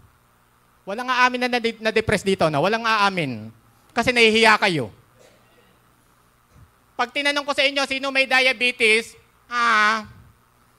Sino high blood? Sino nilalagnat? Pero pag tinanong ko sino nadidepress, walang magtataas. Dahil nahihiya silang husgahan. Maraming mga tao nadidepress. Alam po ninyo, kukwento ko lang po sa inyo, akala nyo titignan nyo lang po ako masayahin ganito. By the grace of God, nalampasan ko ang napakalaking pagsubok na ito. Kukwento ko muna ito bago ko ikwento yung tungkol sa pagkabasag ng buto ko dito. Yan, napakarami kong pinagdaanan. Yung nag-abroad po ako yung 2006, naging maayos ang buhay ko doon. Naging maayos, maganda, karoon ako ng trabaho, kumpanya na maayos.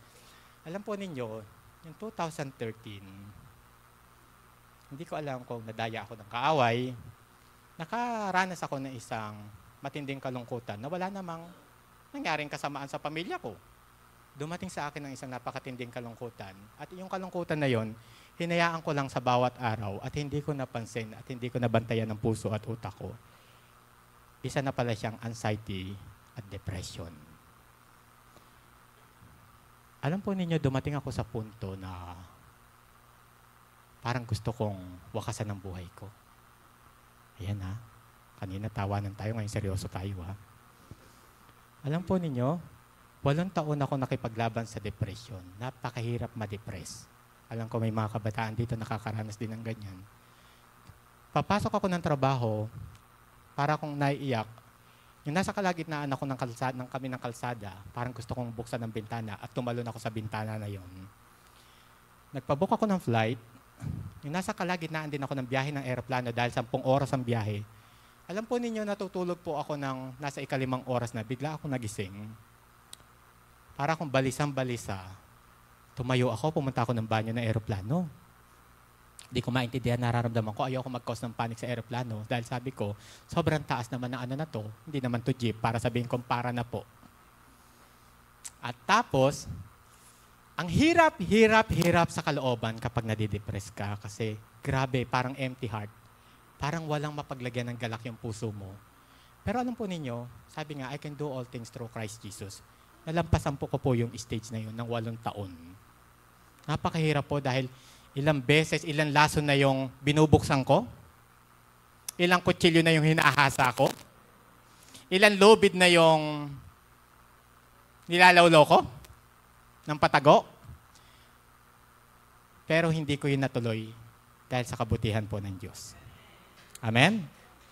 Kaya yung mga nanonood ng mga OFW, alam ko po kung minsan nakakaranas kayo din ng mga depression, kung saan man po kayong bansang naroroon, hindi masamang malungkot.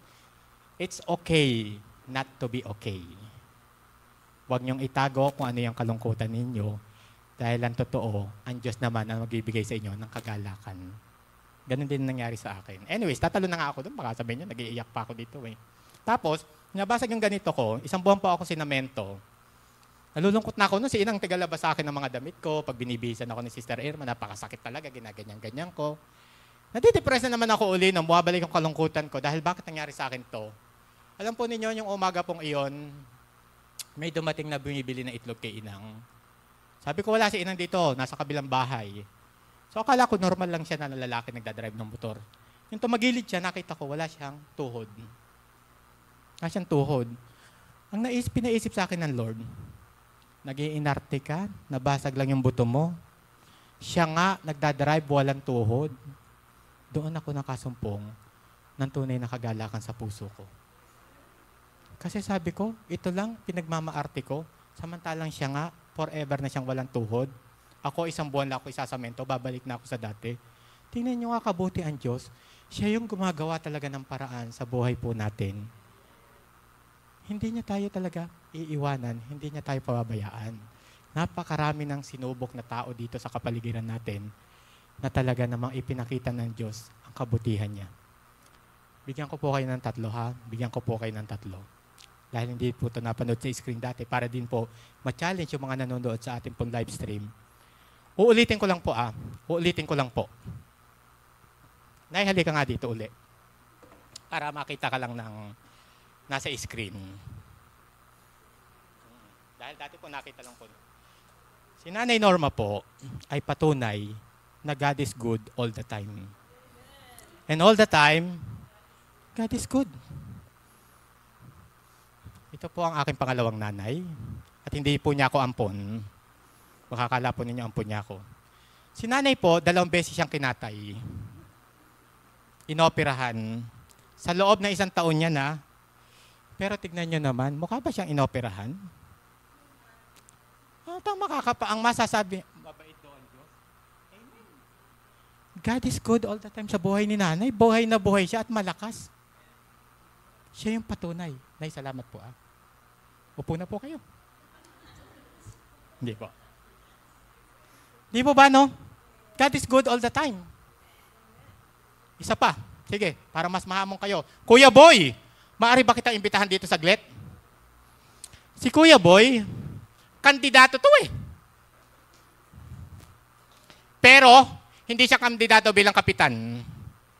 Kung merong kumakandidato bilang senator, congressman, mayor, presidente, eto, kandidato to, mga kapatid na nanonood sa live stream, kandidato itong madialysis. Konting-konti na lang, madadialysis na, pero bunga ng panalangin na ginagawa ng mga kapatiran. Tingnan nyo naman, mukha ba siyang idadialysis? Patunay si Kuya Boy na God is good all the time. And all the time, God is good. Kuya Boy, maraming salamat po Para lang po ma-challenge. God is good all the time. Amen. See? And last, but not the least, hindi ba si Kuya Arnold? Wala Pwede bang paka-assist sa akin si Brother Aljon? Brother Aljon. Dito ako na-challenge talaga, nasabi ko talagang, God is good! Kuya John Ray, mga si Kuya Aljon. Touch na touch ako kanina kasi nakita ko ulit siya. Eto kasi itong kapatiran nating ito, yung daw una siya nakakilala sa Diyos, yung mga kapatid, yung hindi pa siya nakakakilala, yung mga kapatid din niya, hindi marunong kumilala sa Diyos. Pero yung nagpagamit siya sa Diyos, imagine, nakakilala ang buong pamilya niya sa Panginoon. Patunay na God is good talaga. Tingnan niyo yan lumalakad ng ganyan, nakatikom ang mga kamay, Di ba? Sige nga. Patunay na God is good all the time. Tingnan mo nga naman to, mga kapatid na nanonood sa live stream. Kung tayo, minsan hindi tayo makapagdala ng mga pamilya natin, kamag-anak sa Panginoon, siya, nadala niya. Kailangan pa bang tumuklip ang mga kamay ninyo? Kailangan pa bang mamilipit ang mga tuhod nyo? Amen? Kailangan pa ba tumikim din ng mga bibig nyo? Patunay na God is good all the time. Ano gusto nyo? Magkaganito pa kayo? Imagine. Salamat. Thank you. Ayan. Di ba? Nakaka-challenge, no? Sige. Bigyan ko pa kayo na isang pinaka-bonus, Sister Baby. 3 beses dialysis. Napakahirap ng dialysis. Alam po ninyo, nung makalawa, nag-donate ako ng dugo sa BHW sa Candaba. Yung nakita ko ang karayom at lumalabas na ang dugo, gusto kong magtatakbo. Parang gustong tumakbo rin ng dugo kong pabalik sa katawan ko. Pero yung naisip ko si Sister Baby na 3 beses dinadialysis, hindi siya ganong kayaman, hindi siya ganong milyonarya, pero ang totoo, ang Diyos ang nagpo-provide sa kanya. Amen? Buhay na buhay si Sister Baby, patunay na God is good all the time, and all the time, God is good. Amen? Sila na lang yung 4 na tao, si Ate Baby, Nanay Norma, Kuya Boy, Kuya Aljon. Patunay na tayo, napakasarap nga sa buhay natin. Malakas tayo. Maayos ang kalusugan natin. Maayos ang kabuhayan natin. Hindi ba parang ang sama mo ng tao kapag marami ka pang hinahanap? Hindi pa ma-appreciate ang buhay. Kaya sa buhay natin, patuloy tayong magpasalamat. I-appreciate natin kung ano yung binibigay sa atin ng Lord. Kasi hindi naman sa lahat ng pagkakataon, malakas tayo. Dadating ang panahon. Kaya ako binanggit yung 4 na taong ito. Maaaring dadaan tayo, maaaring kakandidato rin tayo sa pagkakadialysis. Maaaring magiging kamukha tayo ni Nanay Norma na mauoperahan. Maaaring magiging kamukha tayo ni Aljur na magiging ganun. Ang pinapakita lang, kahit dumating ka sa ganyang sitwasyon, ang Diyos ay laging nandyan para bigyan ka ng kalakasan. Na hindi ka niya iiwan at hindi ka niya pababayaan.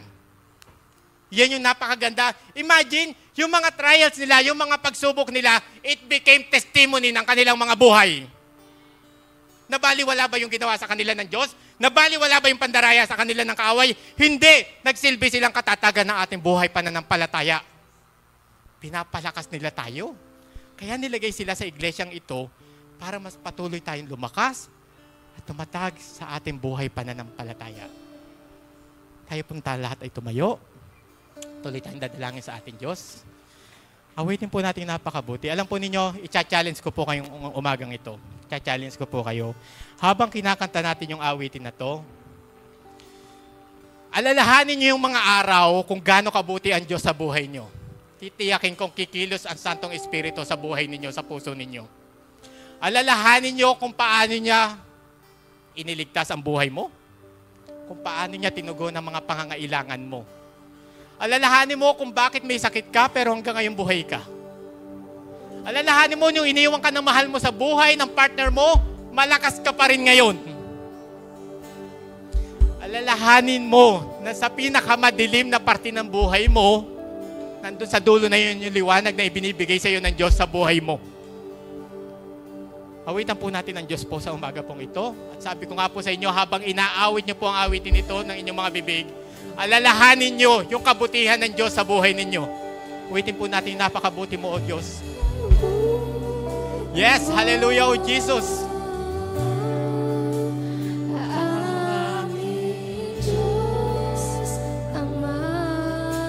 Thank you, Lord. Hallelujah, O Jesus.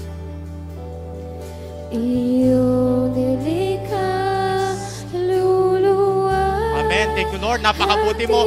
Alalahanin natin kung nasaan kang sitwasyon ngayon, hindi dahil yan sa kalakasan mo, kundi dahil mabuti ang Diyos sa buhay mo. Kung Kung bakit may mga tinatangkilik ka ngayon, kung bakit maayos ang buhay mo, hindi yan bunga ng kalakasan at karunungan mo. Dahil iyan sa kabutihan ng Diyos sa buhay mo. Yes, oh Jesus. Hallelujah, oh Lord. Hallelujah. Iyong nilikha, luluwa, hatiin ka.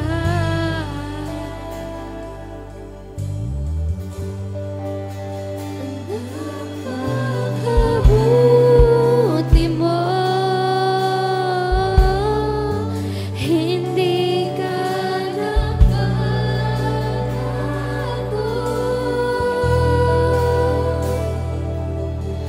Noon, ngayon, kailan pa man sa buhay ko'y napakabuti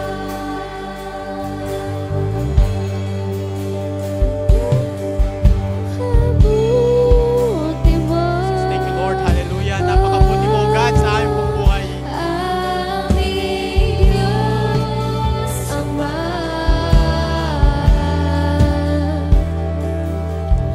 iyong nilikha, luluwa, hatiin ka.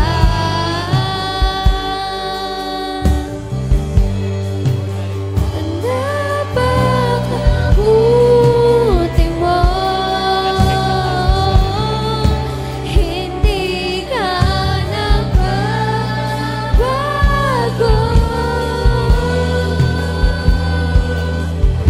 Noon, ngayon, Kailan pa man sa buhay ko'y tapat. Yes, oh Jesus. For the last time, awitin natin na napakabuti mo, Diyos. Napakabuti mo, aming Diyos Ama. Iyong nilikha, luluwa, hatiin ka.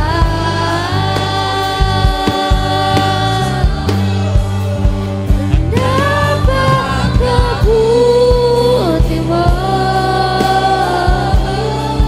hindi ka nagbabago.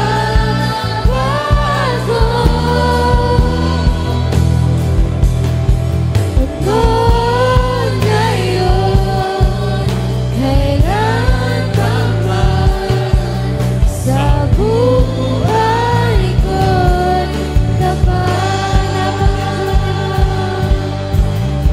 Yes, thank you, Lord. Hallelujah. Amen. Thank you, Lord. Tunay nga po na napakabuti mo, O Diyos. Lord, sa pag-awit po namin ng awitin ito, pinapakita mo, O God, kung gaano kakabuti sa amin. Lord, iniwan kami ng mahal namin sa buhay sa kung ano man dahilan. Pero Lord, nakatayo kami. Dahil God is good. Lord, yung mga kapatid po namin na may mga sakit, ang tagal na nakikipag-battle sa karamdaman, alam po namin na sila'y pagagalingin mo. Tatapusin mo na, Panginoon, ang paghihirap nila. Tatapusin mo na, Panginoon, yung mga panalangin nila. Dahil tutugunin mo, Panginoon, yung kagalingan ng kanilang hinihingi. Salamat, Panginoon. Tunay nga po yung mga kapatid po namin, yung mga magulang namin, nakarating ka sa edad mo na yan. 75, 80 plus. Nakarating ka sa edad mo na yan, hindi dahil malakas ka, kundi dahil mabuti yung Diyos. Yung mga anak mo, nagtagumpayan, hindi dahil nagmana ng karunungan sa iyo. Nagtagumpayan dahil mabuti ang Diyos. Totoo, mayroon kami, Lord, mga panalangin na hindi mo pa tinutugon. Pero hindi ba? Mas marami naman kaming hindi binanggit sa panalangin na tinugon mo. Kaya naniniwala kami, Panginoon, na lahat ng mga pangangailangan namin, lahat ng laman na aming puso, darating yung panahon na magkakaroon ito ng katugunan sa aming buhay. Maraming salamat, Panginoon, sa kabutihan mo at sa mga kapatid man po namin nakasama sa service na ito, yung mga nanonood po, kung meron man po sa inyong nais pong tumanggap sa ating Diyos, marahil sumunod lang po kayo sa isang maiksing panalangin. Panginoong Hesus, nagpapasalamat kami dahil ibinigay mo ang Panginoong Hesus sa aming buhay. Salamat, Panginoon, sa kapatawaran ng aming mga kasalanan sa isip, sa salita at sa gawa. Dalangin po namin na isulat mo ang aming mga pangalan sa aklat ng buhay. Maraming salamat po, O Diyos. Ako na lang po ang mananalangin, Panginoon. Maraming salamat po sa mga kapatid po namin na tumanggap sa iyo. Ang dalangin po namin, patuloy na lumalim po sila sa pananampalataya, sa pagkakilala sa iyo pong dakilang pangalan. Nagpapasalamat din po kami sa umaga pong ito na sinamahan mo nga po kami na iyo pong Santong Espiritu, maging sa mga salita mo na amin pong napagsalusaluhan, Panginoon. Salamat, Panginoon, sa kabutihan mo sa lahat ng panahon na amin pong buhay. Mula January pa lang hanggang ngayon December at naniniwala at nananampalataya at nagtitiwala kami na yung 15 araw ng Disyembre, Panginoon, patuloy mo kaming sasamahan at iingatan. E-exit kami na 2024 at papasok kami ng 2025 na dala yung pagpapala na nagmumula sa iyo, O God. Marami panlalakas, maraming gagaling sa 2025, Panginoon. At Lord, yung i-reveal mong word, Panginoon, nalalakaran po namin sa 2025. Ngayon pa lamang po, Panginoon, tinatanggap na po namin ito sa aming pong puso. Kung paano kami sumunod na by walk in the Spirit ng 2024 at nagdulot ito, Panginoon, na maraming pag-harvest sa aming pong buhay. Alam po namin na yung magiging word po namin sa 2025, magiging tagumpay pa rin po kami, Panginoon, dahil ikaw po yung kasama po namin. Pagpalain mo, O God, ang mga kapatid po namin dumalo sa gawain ito, maging nanonood sa mga kanila pong live stream. Lord, pagpalain mo nga rin po ang magiging mga okasyon, Panginoon, ang pa-dedication, Panginoon, ni Sister Marie Chris ng kanyang anak. I-bless mo nawa po sila, ang buong sambahayan po nila. Pagpalain mo, Panginoon, ang magiging Christmas party ng mga senior citizen, Panginoon, ngayong hapon pong ito. Ang dalangin po namin, kagalakan po ng mga senior citizen ang magbubunga sa kanila pong buhay. Mae-enjoy po nila ang bawat oras na sila po ay magkakasama. At God, sa marami pang mga okasyon, ang dalangin po namin, Lord, linisin mo nga po ang mga pagkain na amin po ipapasok sa aming pisikal na pangatawan. Hindi po ito magdudulot ng mga sakit, mga stroke. Ito po ay winawasak namin ng mga atake sa puso in the name of Jesus. Ito lamang po ay magiging kalakasan ng aming po mga pisikal na mga pangangatawan. Maraming salamat po. Pagpalain mo rin po ang aming po mga kabuhayan, ang mga magsasaka, iaanay sa takdang panahon. Ikaw po yung magpapaulan sa tamang panahon. Yung mga gusto pong magsipag-abroad, in the 2025, sila po ay makakaalis na, O God. At God, dalangin din po namin yung mga itikan, mga hayupan. Lord, yung may mga negosyo sa kanilang puntahanan, pagpapalain mo. Yung mga nagtatrabaho sa mga private, mga public offices, Panginoon, maging ang mga OFW, anointing of promotion ay dinedeklara po namin sa kanila pong mga buhay. Maraming salamat po, Panginoon. At itaas po natin ang ating pong mga kamay at humingi po tayo ng basbas at ng pagpapala sa ating Diyos. Lord, nakikita mo nga po ang mga kamay ng mga kapatid po namin ito. Naniniwala kami ang mga kamay na ito ay magdadala ng kagalakan. Na kung sino man po yung madadampian po nito, magdudulot ng kagalingan, Panginoon, ng kasiyahan, Panginoon. At ang mga kamay na ito, kailanman ay hindi maghihirap. Ito po ay magtutugon na maraming pinansyal na mga pangangailangan po namin sa aming pong buhay. Maraming salamat po. Muli po nating awitin ang napakabuti mo, O Diyos, dahil ikaw lamang po yung pinakamabuti sa aming pong buhay. Amen, O Jesus. Hallelujah. Yes, thank you, Lord. Hallelujah. Napakabuti mo. Yes, ikaw ay pinakamabuti, Panginoon.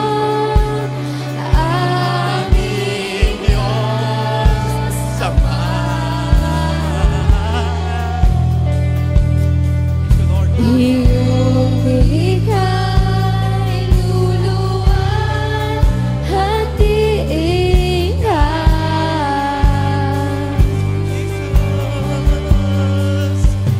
Napakabuti mo.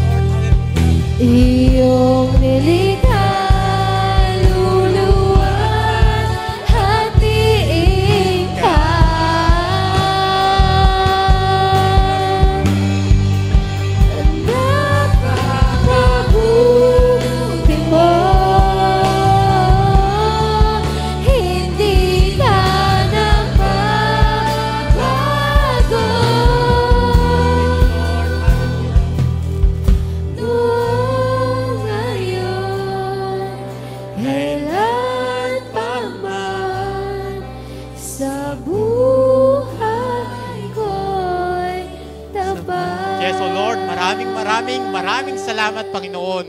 Sa iyo po namin ibabalik ang lahat ng papuri, ang lahat ng pasasalamat at pagdakila sa tanging pangalan po ng aming Panginoong Hesus.